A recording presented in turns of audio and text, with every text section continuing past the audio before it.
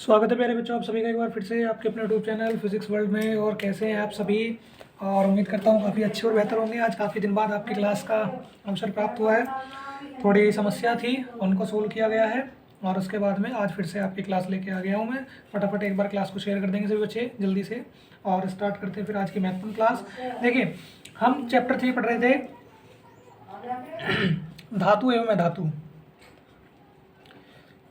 धातु एवं अधातु चैप्टर हम पढ़ रहे थे, जिसका डिस्कस हमने स्टार्ट कर दिया था। ठीक है, तो प्यारे बच्चों, इस चैप्टर में हम क्या जानेंगे, क्या सीखेंगे, ये तो बाद में की बात है। अभी तक जो पढ़ लिया उसकी बात बता देता हूँ। धातु अधातु क्या होते हैं ये हमने पढ़ लिया है। ठीक है, विद्युत रासायनिक श्रेणी, मानक इलेक्ट्रोड, ये सब हमने पढ़ लिया था। लेकिन आज हम क्या करते हैं, देखेंगे तत्वों की प्रकृति में उपस्थिति, कि तत्व प्रकृति में किस किस अवस्था में पाए जाते हैं। प्रकृति में उपस्थिति, ये हम पढ़ने वाले हैं। ओके, चलिए, तो देखिए, दो तरह से तत्व हमारी प्राकृतिक अवस्था में पाए जाते हैं। देखिए कौन कौन सी। एक तो होती है मुक्त अवस्था, यानी कि फ्री अवस्था, जिसमें भी वो जिस रूप में मिल गए उसी में। एक होती है संयुक्त अवस्था, यानी कि किसी के साथ में। संयुक्त अवस्था कि अगर हम किसी और के साथ में, एक ही जो तत्व है हमारा किसी दूसरे तत्व के साथ मिल गया तो संयुक्त अवस्था। ठीक है, ये दो तरह से। ओके, तो इसमें सबसे पहले आता है बेटा आपका खनिज। सबसे पहले क्या आता है? खनिज, मिनरल्स। खनिज यानी कि मिनरल्स। ओके, ठीक है, इसकी बात करेंगे। इसको करने से पहले आगे बढ़ते हैं। देखो, प्रकृति में जो भी हमारे धातु होते हैं, धातु हमने पढ़ लिया। ठीक है, प्रकृति में जो भी हमारी धातु होती है या जो धातु होते हैं, ठीक है, कोई भी धातु, ठीक है, वो जिस रूप में पाई जाएगी वो क्या कहलाएगी? खनिज। ठीक है, धातु कह दो या उसके होगी, यानी कि धातु या उसके प्रकार से तांबा हो गया और तांबे के अयस्क हो गए। जिससे आगे आ गया भी तांबे के अयस्क कौन कौन से होते हैं। ठीक है, इस प्रकार से। तो देखिए क्या लिखेंगे, पृथ्वी में धातु,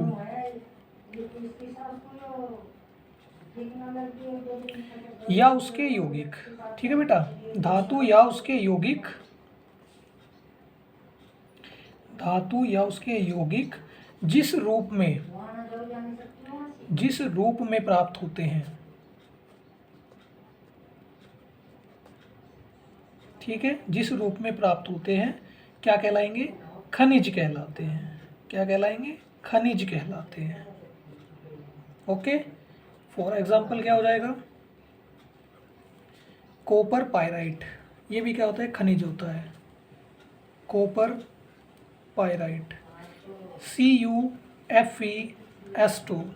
फॉर्मूला हो गया इसका, नोट कर लेंगे। यही था कॉपर पायराइट, खनिज। अभी फिर हमें पढ़ना है अयस्क। आप पहले इसको नोट करें, फिर मैं आपको बताता हूँ अयस्क क्या होते हैं। ठीक है, अयस्क क्या होते हैं, जल्दी से नोट करेंगे इसको। ठीक है, इसके बाद जानते हैं कि अयस्क क्या होता है, हमारे अयस्क क्या होते हैं। ठीक है, देखो बेटा, सीधी सी एक बात आई। ठीक है, हमें खनिज मिल गया, पृथ्वी से क्या मिल गया? खनिज मिल गया। तो हम क्या करेंगे? खनिज में क्या होता है? धातु या उसके यौगिक जिस रूप में मिला है। अभी देखो, मान लिया हमें सोना मिला, पृथ्वी के नीचे क्या मिल गया? सोना। ठीक है, चांदी, कुछ भी मिल गया। तो इसमें क्या होगा? इसमें धूल, मिट्टी, कंकड़ आदि के इसमें चिपके हुए होंगे या ये इसमें लिपटा हुआ होगा। तो हम क्या करते हैं? बहुत ही कम खर्च में, ठीक है, कम से कम खर्च में हम क्या करते हैं? कम से कम खर्च में हम क्या करने की कोशिश करते हैं कि जो हमारा ये सोना चांदी है इसको हम साफ करके, प्योर करके अलग कर लेते हैं। ठीक है, सोना हुआ, चांदी हुआ, जो भी है ये, हम क्या करते हैं? कम खर्च में, बहुत ही कम खर्च में हम क्या करते हैं? इसको अलग करने की कोशिश करते हैं। और ज़्यादा खर्चा हो भाई, ज़्यादा खर्च होगा तो क्या फ़ायदा का? तो कम खर्च में इससे धूल, मिट्टी, कंकड़, पत्थर, इन सबसे अलग करके प्योर सोना चांदी हम प्राप्त कर लेते हैं। ठीक है, तो जो भी हमें शुद्ध प्राकृतिक अवस्था मिल जाएगा भाई, हमने प्योर कर लिया, प्योर करके हमें क्या मिल गया? सोना चांदी जो भी मिल गया, तो वो हमारा क्या कहलाएगा? अयस्क कहलाएगा। ठीक है, चलिए अब इसकी परिभाषा जो मैंने कहा कि वो लिखेंगे, वही परिभाषा है। देखो कैसे, उस खनिज को, भाई खनिज क्या है? जो धातु या अयस्क में मिला है, उस खनिज को जिसमें से किसी धातु को, भाई मैंने बताया सोना चांदी है कुछ भी, जिसमें से किसी धातु को, ज़्यादा खर्चा करोगे, ज़्यादा खर्च करोगे तो बेटा पैसा भी खत्म हो जाएगा, आपके पास कुछ बचेगा भी नहीं। ठीक है, किसी धातु को सरलतापूर्वक सरलता पूर्वक तथा कम खर्च में, ठीक है, सरलता पूर्वक व कम खर्च में अलग किया जाता है, धूल मिट्टी से या फिर जो भी चीज़ें अलग किया जाता है, क्या कहलाएगा? उस धातु का अयस्क कहलाता है, उस धातु का अयस्क कहलाता है, ठीक है, उस धातु का अयस्क कहलाता है। बात समझ आ गई सभी को? उम्मीद करता हूँ समझ में आ गई होगी। अब एग्जांपल देख लो, जैसे मैंने कॉपर पाइराइट लिखा था, ठीक है, मैंने क्या लिखा था? Copper pyrite, copper pyrite, okay. तो फॉर्मूला क्या बताया था? CuFeS2, ठीक है। ये क्या होता है? ये हमारे कॉपर का मुख्य अयस्क होता है। बेटा ऑब्जेक्टिव भी आते हैं, 20 नंबर के ऑब्जेक्टिव आने हैं ना, उसमें पूछ सकते हैं कि कॉपर का मुख्य अयस्क क्या है। तो कॉपर का मुख्य अयस्क क्या हुआ? कॉपर पाइराइट हो गया। ओके, फिर देखिए बॉक्साइट, इसका फॉर्मूला होता है बेटा Al2O3। ये क्या होता है? ये एल्यूमिनियम का मुख्य अयस्क होता है।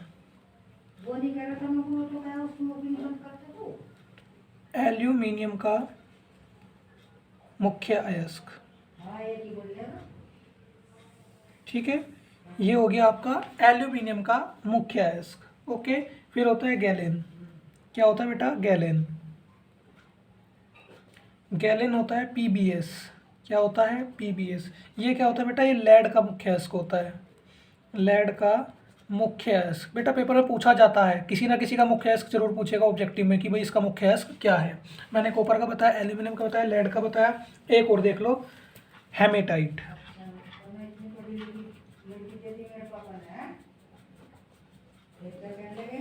Fe3O2, ये क्या है? आयरन का मुख्य अयस्क। ये क्या है हमारा? आयरन का मुख्य अयस्क, ठीक है। तो पेपर में जब भी पूछा जाएगा, ये चार वे महत्वपूर्ण है, मोस्ट इम्पोर्टेंट है ये चार, कि इनसे आप क्या कर सकते हो, इनसे आप पता कर सकते हो कि भाई हम ये चार ही आपको मिल जाएंगे, इससे अलावा मुझे नहीं लगता कि कुछ पूछ सकता है, ठीक है।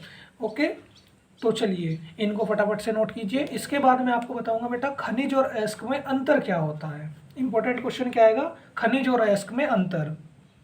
खनिज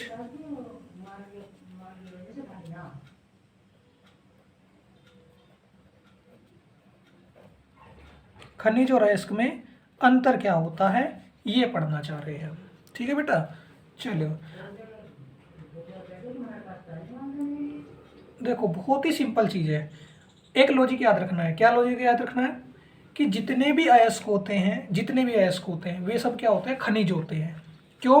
क्योंकि खनिजों में से क्या होता है? धातु को अलग किया जाएगा और हमें अयस्क प्राप्त होगा। तो सभी खनिज क्या होंगे? अयस्क होंगे। लेकिन जितने भी खनिज हैं वे सब अयस्क नहीं होने के, ठीक है। लॉजिक समझ रहे हो? सभी खनिज क्या होंगे? अयस्क होंगे। लेकिन सभी, ओ सॉरी उल्टा बोल दिया, जो सभी अयस्क हैं वो क्या होंगे? खनिज होंगे। सभी अयस्क क्या हैं? खनिज। लेकिन सभी खनिज क्या होंगे? अयस्क नहीं होने के, ठीक है बेटा। सभी खनिज क्या होंगे? अयस्क, परंतु सभी खनिज अयस्क नहीं होने के, बस यही बात है। और देखो इसको हम लिखेंगे क्या? देखो, सभी अयस्क खनिज होते हैं, पहली बात।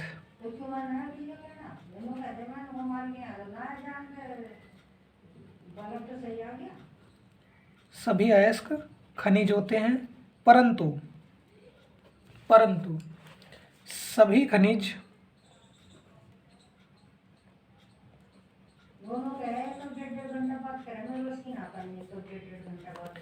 अयस्क नहीं होते।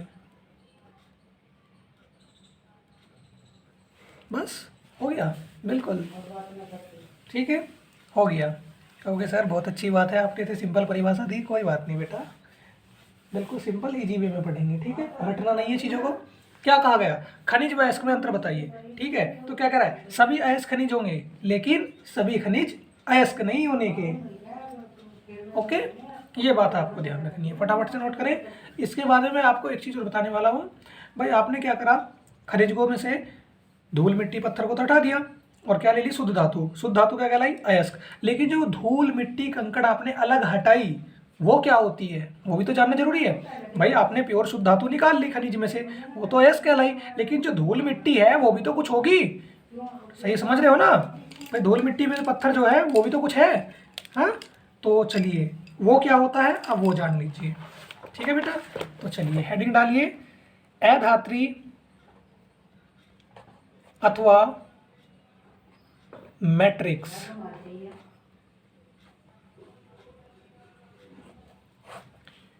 ये मैट्रिक्स लिखा है बेटा इस तरह से, वो थोड़ा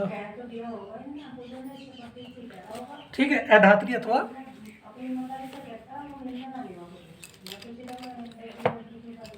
मैट्रिक्स। ठीक है, तो इसको जानते हैं बेटा, आप समझ गए होंगे सर क्या कहना चाह रहे हैं। तो देखिए बेटा, खनिज में से आपने धूल मिट्टी को अलग करके क्या निकाल लिया, अयस्क निकाल लिया। ठीक है, तो जो वे धूल मिट्टी पत्थर के कंकड़ जो होते हैं खनिज में, ठीक है, उन्हीं को हम क्या कहते हैं, मतलब जो अशुद्धि होती है उसको हम क्या कहते हैं, अधात्री अथवा मैट्रिक्स बोलते हैं। क्या बोलते हैं, अधात्री एवं मैट्रिक्स बोलते हैं। ठीक है बेटा, तो चलिए ऐसे लिखेंगे, खनिज में प्राय,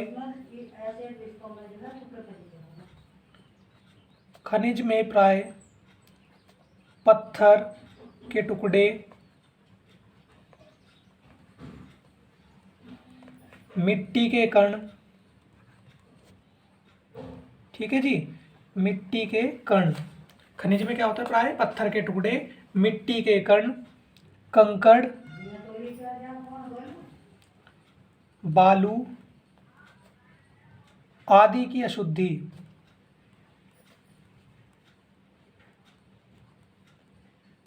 मिली होती है। भाई ये सभी तो मिली होंगे, जब पत्थर के, जब धरती के नीचे जा रहे हो तो कुछ ना कुछ तो आपको मिलेगा ही, धूल मिट्टी पत्थर कुछ ना कुछ तो मिलेगा ही। उन सब की बात हो रही है कि ये सब क्या होंगे, सोना चांदी तांबा इन सब से लिपटा हुआ होता है। ठीक है, तो इन्हें हम क्या कहेंगे, इन अशुद्धि को, इन अशुद्धि को अधात्री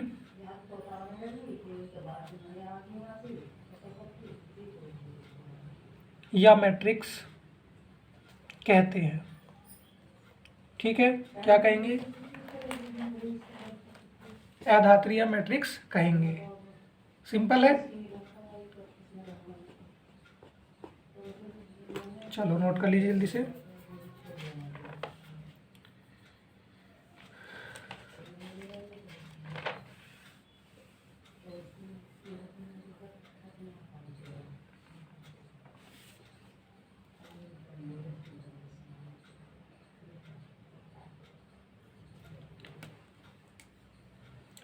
हाँ बेटा, इसके बाद हम पढ़ेंगे अयस्कों के प्रकार।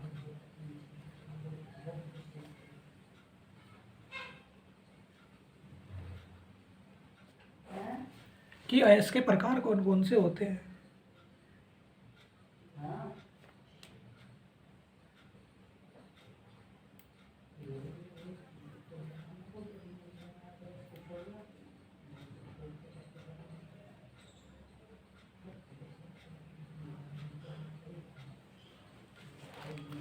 देखिए, सबसे पहले होता है बेटा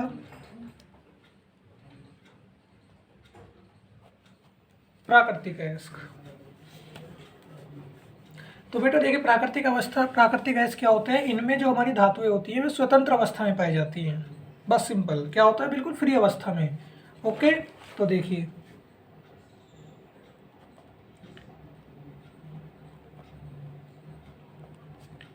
इन अयस्कों में धातुएं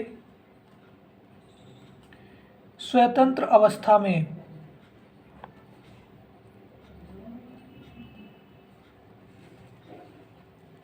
पाई जाती हैं।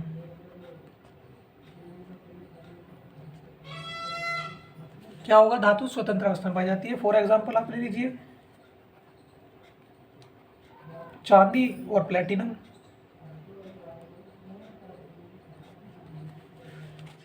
नोट कीजिए। इसके बाद में आएंगे बेटा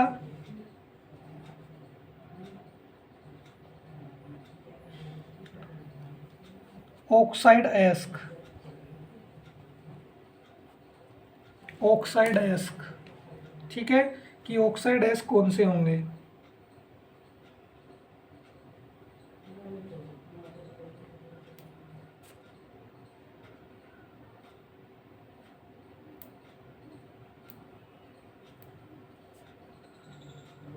ठीक है, चलिए देखो क्या होता है। ऑक्साइड एस में आप लिखिए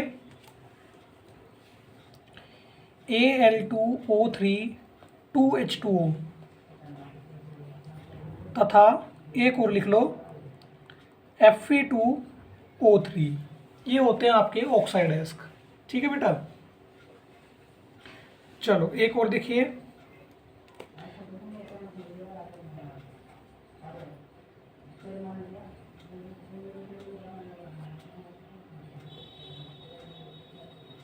सल्फाइड एस। सल्फाइड एस कौन से होते हैं देखिए, एक तो ये लीजिए CuFeS2 copper pyrite,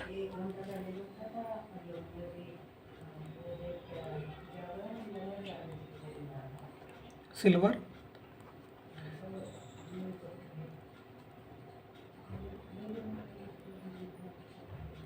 PbS galena,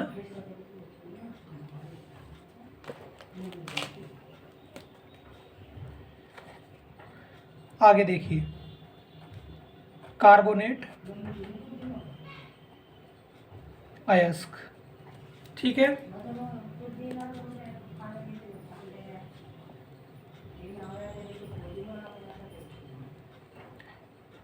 देखिए ये हो गया एक और कार्बोनेट अयस्क, क्या होता है मैलेकाइट।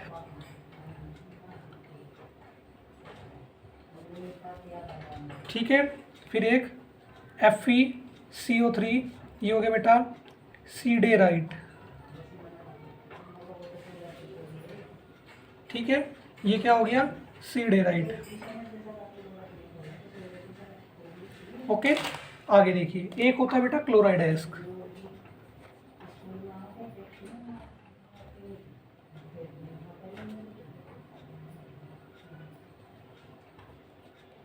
क्लोराइड अयस्क कौन से होंगे, AgCl,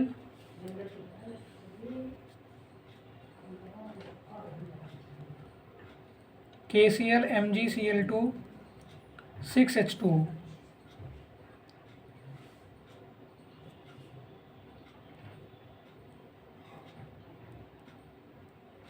कार्नेलाइट। ओके, अब कुछ अदर भी होते हैं। अदर में दो लिख रहा हूं मैं।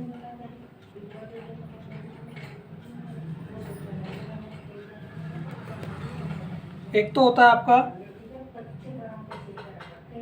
Na3Al cryolite. ओके, और एक क्या होता है NaNO3, ये क्या होता है चिली सॉल्ट पीटर। थोड़े अजीब से नाम है ये वाले, लेकिन आप याद कर लोगे, मुझे आप पे भरोसा है पूरा प्यारे बच्चों। चलिए आप नोट कर लीजिए, ये हो गए आपके अयस्कों के प्रकार। ठीक है, ये आपके अयस्कों के प्रकार हो गए हैं, आप इनको नोट कर लीजिए। इसके बाद मैं आपको धातु क्रम का एक चार्ट और बनवाने वाला हूँ, फिर आज की क्लास क्लोज करेंगे। ज़्यादा नहीं पढ़ाते, क्योंकि और भी सब्जेक्ट की तैयारी करनी है आपको।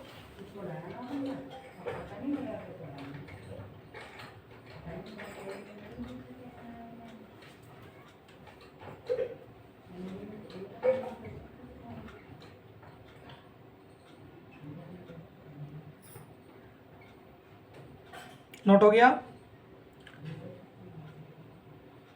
सभी ने कर लिया। ये बहुत इंपॉर्टेंट टॉपिक है बेटा, अयस्कों के जो प्रकार बताए हैं। चलिए आगे बढ़ते हैं हम। आपने एक बार एक हमें चार्ट पेपर, वो एक ग्राफ मान लीजिए, चार्ट मान लीजिए, ये बनाना बेटा बहुत इंपॉर्टेंट है। धातु क्रम जो होता है हमारा,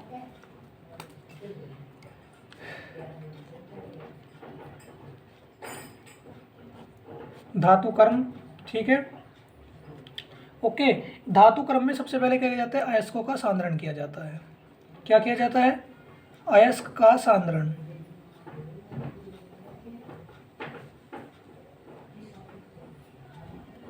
ठीक है, और अयस्कों का सांद्रण भी 3 विधियों से किया जाता है। कौन कौन सी 3 विधि हैं, फैन पलवन विधि,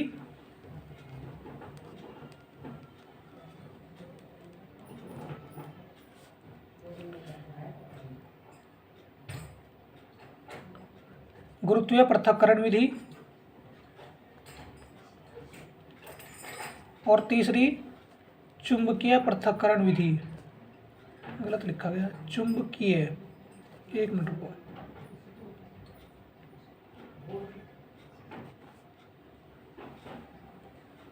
चुंबकीय पृथक्करण विधि।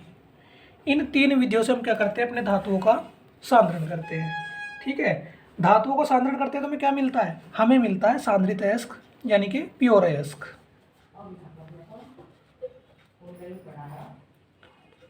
सांद्रित अयस्क, ठीक है। सांद्रित अयस्क में क्या होता है, सांद्रित अयस्क में 3 प्रकार की धातुएं मिलती हैं। ठीक है, 3, तो इसमें हमें क्या होगा, इसमें हमें 3 प्रकार की धातुएं मिलती हैं। ठीक है, 3 प्रकार की कौन कौन सी धातु होती है मैं बताता हूं आपको।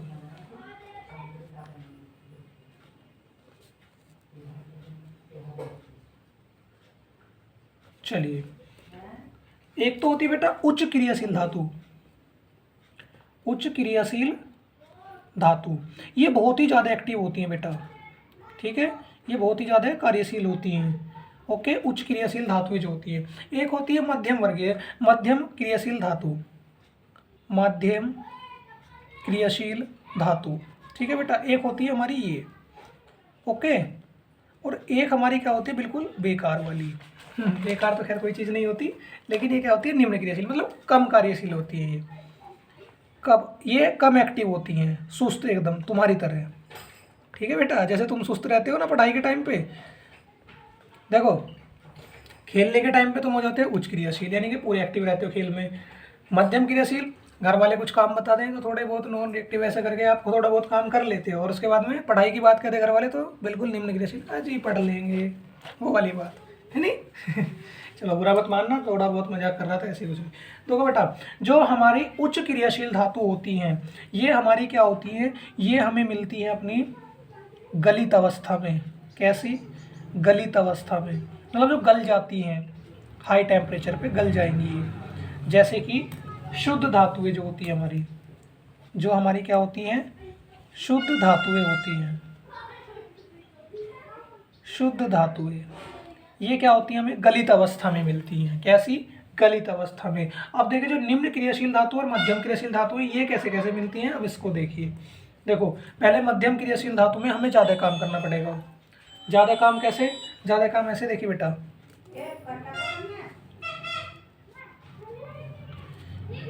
इसमें हमारे 2 प्रकार के अयस्क मिलते हैं मध्यम क्रियाशील धातु में। देखो उच्च क्रियाशील में तो हमें कैसे मिलेगी, शुद्ध धातु। मध्यम क्रियाशील धातु में क्या होती हैं, हमें मिलते हैं कार्बोनेट अयस्क। कौन कौन से, कार्बोनेट अयस्क, और दूसरा हमें मिलता है इसमें बेटा सल्फाइड अयस्क। कौन सा, सल्फाइड अयस्क हमें इसमें मिल जाता है। ठीक है, अब देखिए हम क्या करते हैं, कार्बोनेट अयस्क का तो हम करते हैं निस्तापन। ठीक है बेटा, और जो सल्फाइड अयस्क होता है इसका हम करते हैं भर्जन। इसका क्या करते हैं हम, भर्जन। पढ़ाऊंगा अभी, ज़्यादा चिंतित मत होइए। शुद्ध धातुएं कैसे मिलेंगी, सांद्रित अयस्क के, ये फैन-पुलवन विधि, गुरुत्वीय पृथक्करण विधि, चुंबकीय पृथक्करण विधि सब पढ़ाऊंगा।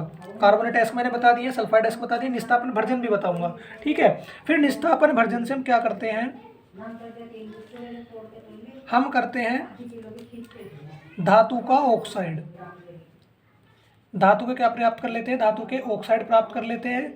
धातु के ऑक्साइड प्राप्त होने के बाद क्या होता है बेटा, एक प्रक्रिया और होती है, इससे हमें धातु के ऑक्साइड से मिल जाती है अशुद्ध धातु, इम्प्योरिटीज वाली धातु हमें मिल जाती है। ठीक है, और इसके बाद में हम क्या करते हैं, इसके बाद में हम प्राप्त कर लेते हैं शोधन करके, यानी कि प्योर करके। शोधन करके हम क्या प्राप्त कर लेते हैं, शुद्ध धातु। क्या प्राप्त करते हैं बेटा, शुद्ध धातु हम प्राप्त कर लेते हैं। ये बात रही मध्यम क्रियाशील की। ठीक है, उच्च क्रियाशील में शुद्ध धातु मिली है और इसमें हमें क्या मिल गई, यहाँ से भी हमें शुद्ध धातु प्राप्त हो गई। तो प्रोसेस बता रहे हैं कि तीनों प्रकार की धातुओं में किस प्रकार से आप शुद्ध धातु प्राप्त कर सकते हैं शोधन करके सांद्रित अयस्कों का। ठीक है। तो एक बचा निम्न क्रियाशील धातु, इसमें क्या मिलता है प्यारे बच्चों आपको, इसमें मिलता है आपको सल्फाइड अयस्क, सॉरी नहीं ठीक है, इसमें हमें क्या मिलता है, सल्फाइड अयस्क। इसमें भी हमें क्या मिल जाता है, हमें मिल जाता है सल्फाइड अयस्क, ठीक है। सल्फाइड अयस्क का हम क्या करते हैं प्यारे बच्चों, सल्फाइड अयस्क का हम करते हैं भर्जन, क्या करते हैं, भर्जन, ठीक है। सल्फाइड अयस्क हम कर लेते हैं भर्जन। भर्जन के बाद में हमें क्या प्राप्त हो जाती है, अशुद्ध धातु, क्या प्राप्त हो जाती है, हमें प्राप्त हो जाती है अशुद्ध धातु, ठीक है। अशुद्ध धातु से हम क्या करते हैं, इनको गलाते हैं, ठीक है। अशुद्ध धातु क्या करते हैं, अशुद्ध धातु को गलाते हैं, ठीक है, गलाते हैं। और उसके बाद में हमें क्या होता है बेटा, हमें यहाँ से मिल जाती है शुद्ध धातु, क्या मिल जाती है, शुद्ध धातु। ये लीजिए नोट कीजिए, सभी नोट करें जल्दी से।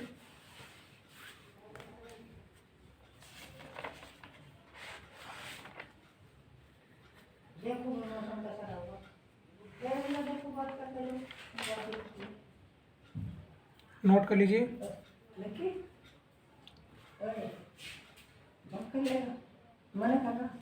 नोट कर लीजिए जल्दी से।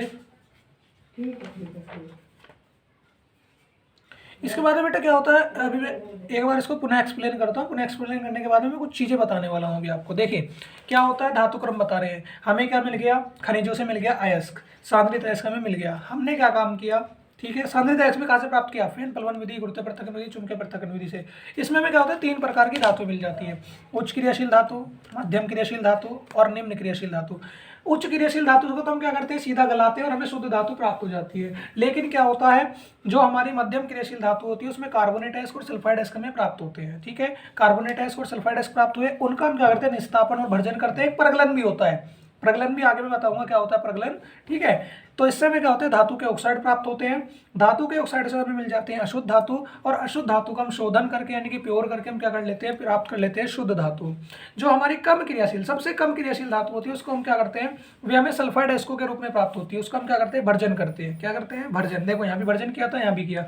इससे हमें क्या होती है, अशुद्ध धातु प्राप्त हो जाती है, उसको हम गलित अवस्था में ले जाते हैं, जहाँ से हमें क्या होती है, शुद्ध धातु प्राप्त हो जाती है, ठीक है। इसके बाद में बेटा कुछ क्वेश्चंस भी पूछे जाते हैं, एक 2 नंबर में आपसे चैप्टर में पूछ लेते हैं बीच बीच में। तो देखिए क्वेश्चन में ऐसे आपके लिए छाट के लाया, उसमें है कि आयनिक यौगिकों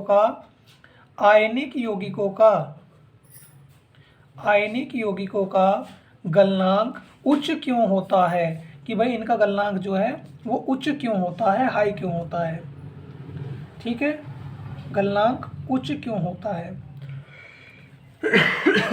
ये बात हमें बतानी है कि इनका गलनांक उच्च क्यों होता है, ठीक है। तो देखिए बेटा क्या होता है, हमारे जो आयन होते हैं, जैसे कि आप ले लो NaCl, इस पे क्या क्या होता है, पॉजिटिव नेगेटिव चार्ज होता है। मतलब आयनिक यौगिक क्या होते हैं, जिन पे धनावेश ऋणावेश होता है। तो इसमें क्या होता है बेटा, इसमें जो हमारे धनायन और ऋणायन होते हैं, ये क्या होते हैं, आयनिक आकर्षण बल से जुड़े रहते हैं, प्रबल आयनिक आकर्षण बल के द्वारा, ठीक है। तो इन बंधों को अगर हम इनके बंध को तोड़ने लगे, इनके बीच में जो बॉन्ड है अगर हम उसको तोड़ने लगे, उसके लिए हमें बहुत ज़्यादा ऊर्जा की आवश्यकता होगी, बहुत ज़्यादा है। मतलब इनके बीच में एक बॉन्ड बन गया, उसको हम क्या कह रहे हैं, बल, बंध बन गया, उसको हम कह रहे हैं अंतर आयनिक बंध बन गया इनके बीच में आकर्षण बल, ठीक है। तो उसको तोड़ने के लिए हमें बहुत ही ज़्यादा ऊर्जा की आवश्यकता होगी।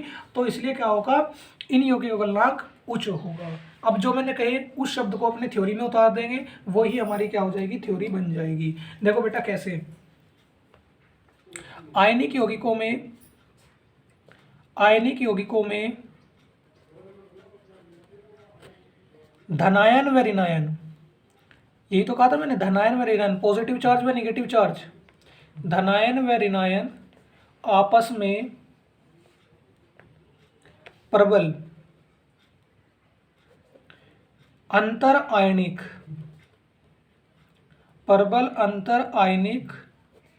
आकर्षण बल से जुड़े रहते हैं, ठीक है, इनसे जुड़े रहेंगे। ओके, तो फिर क्या होता है, अतः बंध को तोड़ने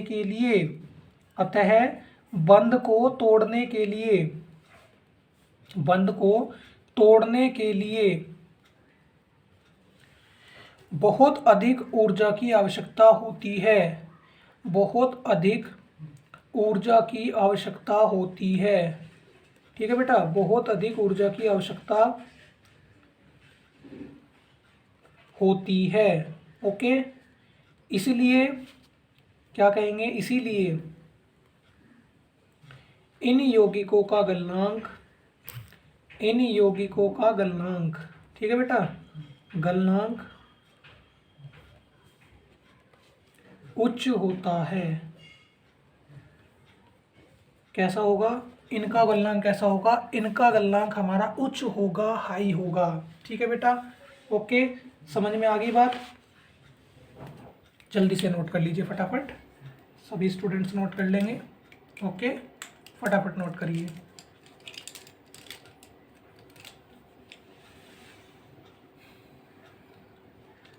नोट हो गया, सभी ने नोट कर लिया।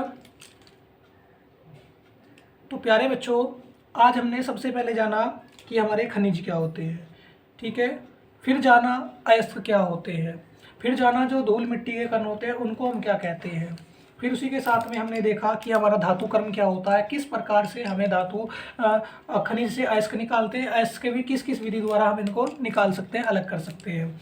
जाना अयस्कों के प्रकार क्या होते हैं। और एक इंपॉर्टेंट क्वेश्चन मैं यहाँ से भी आपके लिए उठा के लाया कि आयनिक यौगिकों का गलनांक उच्च क्यों होता है, हाई क्यों होता है। ये बहुत ही महत्वपूर्ण प्रश्न आपके लिए मैंने यहाँ से छांट के लेके आया आपके लिए। ठीक है प्यारे बच्चों, उम्मीद करता हूँ ये सभी प्रश्न आपको अच्छे से समझ में आए होंगे और हम अपने धातु एवं धातु चैप्टर की समाप्ति की ओर बढ़ रहे हैं। ये चैप्टर अब हमारा समाप्त होने वाला है। इसके बाद में हम अपने जीव विज्ञान का दूसरा चैप्टर नियंत्रण एवं समन्वय स्टार्ट कर देंगे। तो प्यारे बच्चों, आज के लिए केवल इतना ही, मिलेंगे अगली क्लास में। जब तक के लिए जय हिंद, जय भारत, खुश रहिए प्यारे बच्चों।